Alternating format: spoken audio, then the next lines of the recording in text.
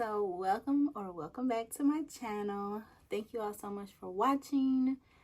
If you haven't yet, if you're watching this video, hit the subscribe button below. I'll wait.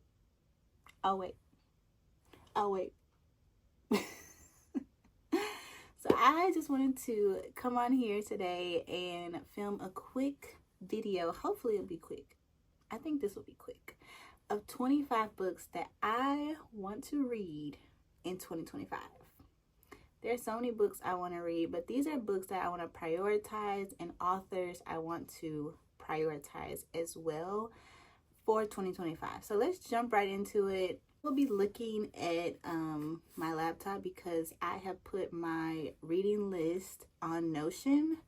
So I'm just getting into my Notion era of planning. It does help me, put my ideas and my thoughts on Notion. So first up is The Reformatory. I've heard a lot of people talk about this book, and yeah, I want to read it. I heard that it's suspenseful, thriller-ish, talks about race in the Deep South. So yeah, and a lot of people have said it's their favorite book. Okay, next up is Normal People by Sally Rooney. So this book, I don't know if it has to be normal people, but I do want to read a Sally Rooney book because she is a, world-renowned, acclaimed author.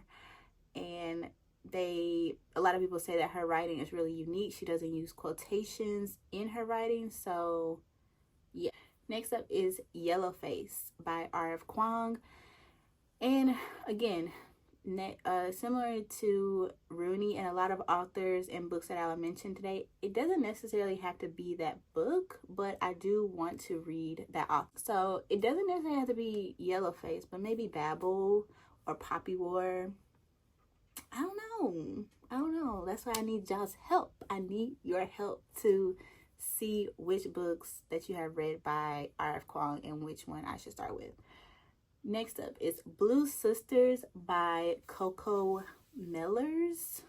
I have been seeing this book a lot in the stores, and I think it follows 4 sisters, and one sister has passed away, and so the sisters are coming together. So it's a story on grief and loss and togetherness and a sisterhood. So I think it'll be emotional, but also an amazing book. Next up is Before the Coffee Gets Cold. I have wanted to read this book for a while, and I just found out that it is a series, and I don't know how to say the author's name either, so I'm not gonna try to, again, mess up the name. I want to learn how to say people's name correctly. So that's about, I really don't know, honestly. They go to a coffee shop and they can meet with anyone who has passed away and get time back with them. I think that's what it's about, but I heard it's very emotional. And as you can tell, I think I'm ready, and I want to read a lot of emotional books this year. I don't know why. I just want to be like feeling it this year.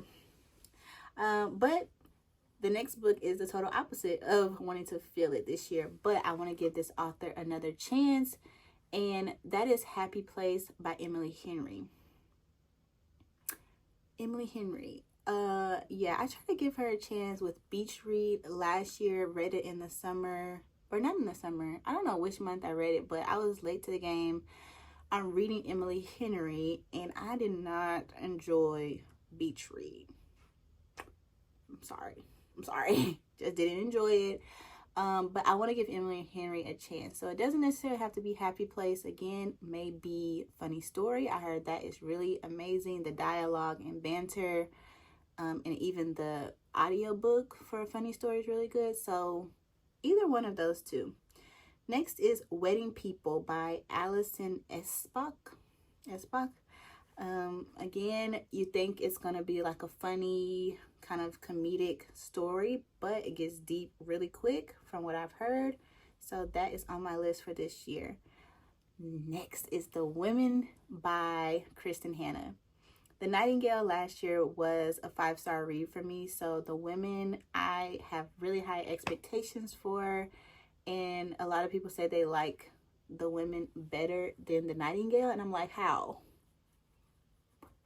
Sway? Because the Nightingale was top tier. So if there's a book better than that, then I want to read it. Okay, this book I actually have on my TBR, my physical TBR, and that is Swing Time by Zadie Smith. 3 authors that I want to read this year that I have read nothing by at all is Zadie Smith, James Baldwin, and Toni Morrison.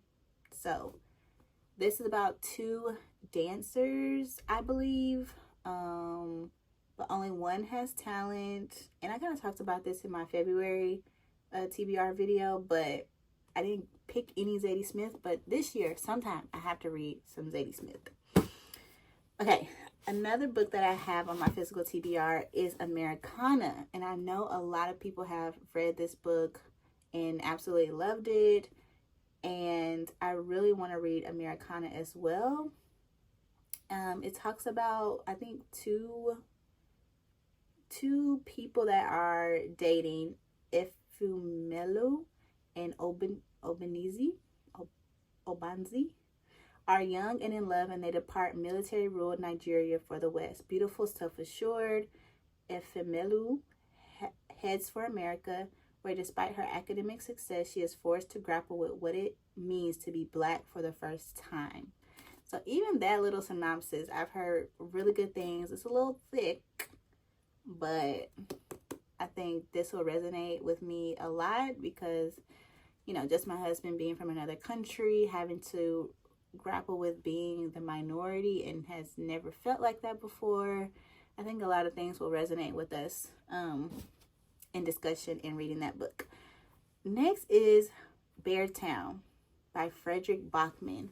So I would love to read this book, not necessarily Beartown, but Frederick Bachman, A Man Called Ove, I think is another book, and it has become a Netflix show or movie. But yeah, I really want to read some of his writing this year because I've heard really, really good things. I think he's from Sweden. I think he's a Swedish author. So Beartown, I've heard, is really emotional, a great read. And I think he has a book called Anxious People as well. Or is that Sally Rooney? No, I don't know. I can't remember. All right, next up is Toni Morrison's The Bluest Eye. On my shelf, I actually have Beloved by, not Beloved, Love by Toni Morrison, but I want to read The Bluest Eye because I was listening to my girl. I think her YouTube name is A Favorite Reader. If I can, I'll tag her. And she was mentioning what The Bluest Eye is about. And it's about a girl who, you know, is not accepted by society because they said she's ugly. I don't know the whole synopsis of the story, but basically compares herself to a white girl and she wants blonde hair and blue eyes. So that really piqued my interest of wanting to read, because since I do want to read Toni Morrison this year, that one piqued my interest the most of what she was talking about. All right, next up is my girl. I think I'm going to read the most from her this year. Honestly, I think she's going to be my top author that I read because, I mean, she's kind of the GOAT right now. Kind of the GOAT. Kennedy Ryan. Real by Kennedy Ryan. I want to read that. Have not read it yet. I read Before I Let Go last year, and I'm going to want to read, of course, what is the new book coming out? That's coming out in March. I think there's a book. Can't Get Enough. So those are the 2 books that I want to read by my girl Kennedy Ryan. I feel like I know her. Is that weird that I feel like I know her in my mind, in my head, and that she's like my friend? I'm in my Kennedy Ryan era. Okay, next is A Love Song by Ricky Wilde. A Love Song for Ricky Wilde. And I really don't have any idea what this book is about. except I found out that Ricky is the woman in the story, and I thought Ricky was the guy. That's the only things I heard about this book, but by Tia Williams, I believe. And so, yeah, I want to kind of get into Tia Williams as well, because the next book I want to read is also one that I have on my shelf, is 7 Days in June. 7 Days in June. I got this from a mobile bookstore, which was so cute. Check out my Instagram if you want to see, like, you know, some of the bookstores I go to and my library hauls and things like that.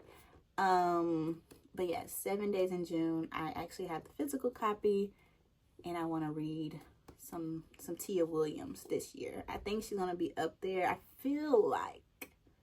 have a feeling that she's gonna be up there with Kennedy Ryan.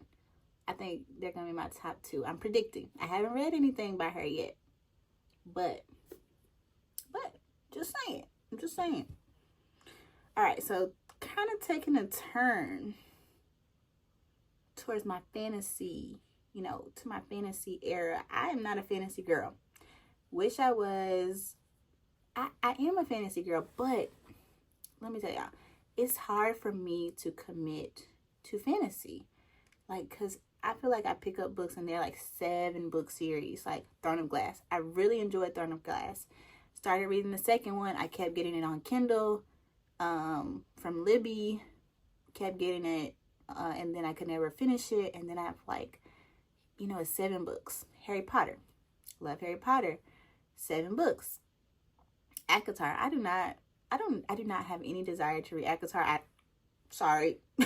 I don't have any desire to read ACOTAR. I know that's what got a lot of people back into reading, the smut, the spice, the fantasy elements, but not for me. I do want to read Throne of Glass, and I've heard a lot of people that have my similar taste in books like Throne of Glass better. They like that more than ACOTAR. So, I just went on a little rant. But that is all to say, this book is not related to any of those, but One Dark Window. And I actually just ordered this book. I got Amazon points from my job, and I was able to get a book from my years of working, and they gave me 50 Amazon points, and I actually just ordered One Dark Window. Next is Legendborn. See, this is a book I really want to read because of the representation, you know, Black girl magic. I want to read this book. And I thought it was set in a fantasy world, but I'm hearing that it's set in North Carolina. Like, how? But it's sparking my interest of wanting to read it. And I feel like I get mixed reviews on Legendborn because some people love it and some people hate it. Some people saying it's too much of her mentioning her, like, hair care routine and kind of it being in your face that she is a Black girl. And then other people say they love it. So, I don't know. I want to read it, though. But it's a three book series, and I want to read it this year. Maybe not all of them, but at least the first one, Legendborn. Next is Fourth Wing.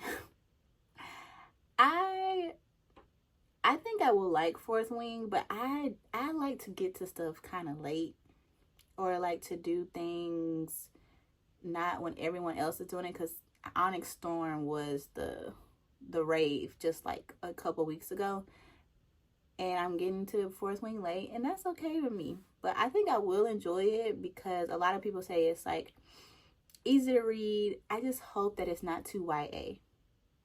That's all I hope. I hope it's not too YA for me. Next, Tress. I think it's Tress of the Emerald Sea, Brandon Sanderson. This is a standalone book, and so that is a low commitment, you know. It's not a 7-part series. Low commitment. And I think a lot of people have said as well, that Brandon Sanderson has really amazing books, but they're thick and they have a lot of parts to them. And this is a standalone, kind of gets you into his writing. And so I do want to read that this year. Dark Matter. I want to read that. I haven't heard, I have no idea what this book is about. No idea. Blake Crouch, Dark Matter. but I have seen some people saying this book is amazing. I need to look it up on Goodreads or Fable to see what it's about, but it's on my list to read this year. Next is Parable of the Sower by Octavia E. Butler. I do want to read Octavia E. Butler this year. And again, I've heard great things. The prediction of the wildfires and global warming. Really don't know what this book is about either, but just hearing things of what people are saying, that it's really, really great. If Beale Street Could Talk by James Baldwin is similar to the other authors I want to read. It doesn't have to be If Beale Street Could Talk, but special place in my heart because of Memphis and Beale Street. So maybe this month for Black History Month, I will pick up some James Baldwin to read from the library or something. You let me know if you have read any of these books. Are any of these books your 5-star books that you have read in the past? And then let me know in the comments which book I should read next from this list. All right.